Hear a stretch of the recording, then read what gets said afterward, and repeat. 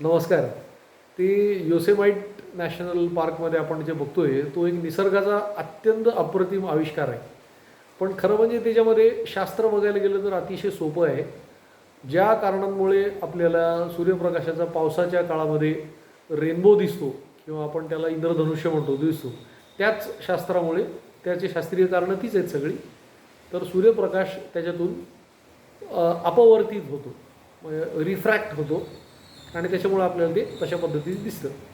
तर ते जे काय दृश्य दिसतं त्याच्यात दोन भाग आहेत. एक म्हणजे प्रकाशाचा रंग आणि दुसरी गोष्ट तयार होणारे ज्वाळांसारखे त्याचे ते असे जे मुवमेंट्स आहेत, ती त्यातला दुसरा महत्त्वाचा भाग आहे.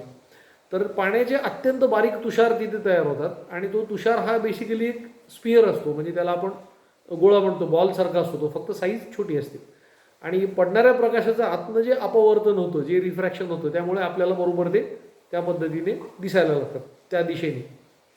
आणि हवेच्या आणि पाण्याच्या मुवमेंटमुळे त्या तुषारांची जी मुवमेंट होते त्याप्रमाणे आपल्याला ते प्रकाश किरणं अशी ज्वाळा लागल्यासारखे त्याचा इफेक्ट होतो.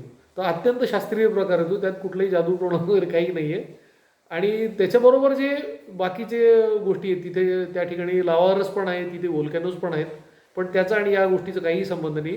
हा रेनबो किंवा आपल्याला इंद्रधनुष्य ज्या शास्त्रीय कारणांमुळे दिसतो त्याच कारणांमुळे हे त्या पर्टिक्युलर वेळेस दिसतं. धन्यवाद.